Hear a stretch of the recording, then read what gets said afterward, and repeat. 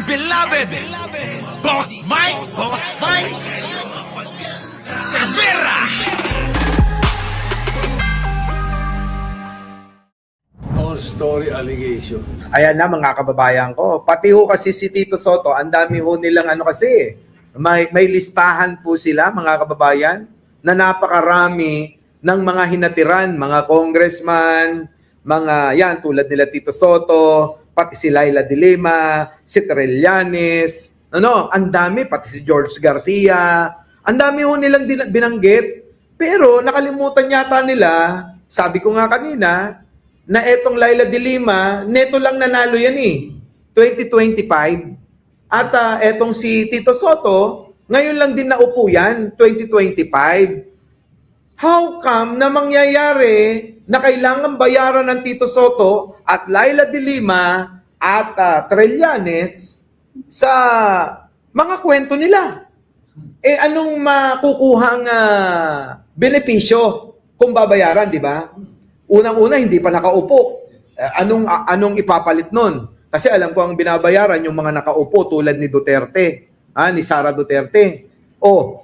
Dito naman sa masasabi natin na matagal nang lumalaban na tao patungkol po dito sa kaso ni Duterte sa ICC, si Trillanes yun.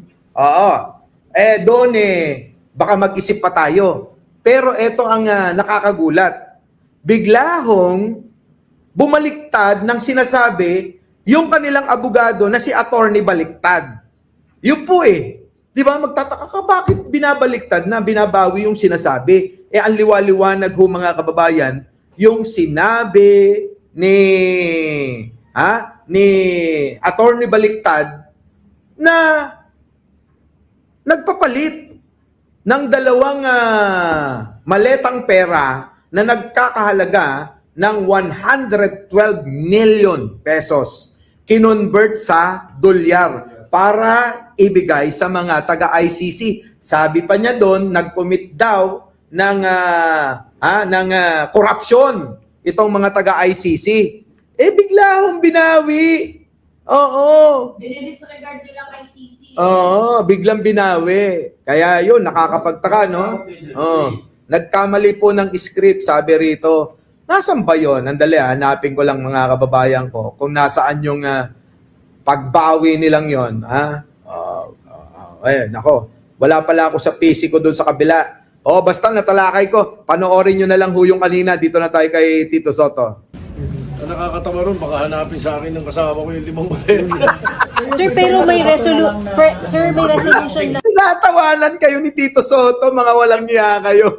Ayan. Oo nga naman. Oo. Di ba? Di ba mga kababayan ko? Mapapahamak pa si Tito Sotto sa asawa Hindi sa kaso, sa asawa.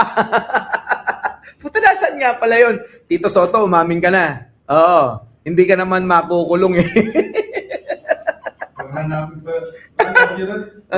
pa sa akin ang asawa ko. Yan nga, Putik na yan 5 maleta. Magkano isang maleta? 56 million. Kung 5 maleta yon, di nasa kulang-kulang 300 million yon. Saan napunta yon, di ba? Syempre yung asawa si, ano ba yun? Helen, ano ba yun? Hindi. Sino ba yung asawa niya? Helen Gamboa, no? Asawa niya, no? Nako, Tita Helen, tanungin mo si Tito Sotto, baka mamaya meron nang dinadalan na iba yan. Inisyo pa. Joke lang. Puta na, intriga tuloy tayo, paano itong mga DDS? Puro chismoso, Di ba? Puro chismoso.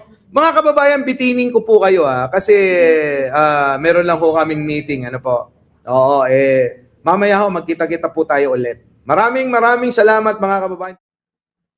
Our beloved Boss Mike Cervera.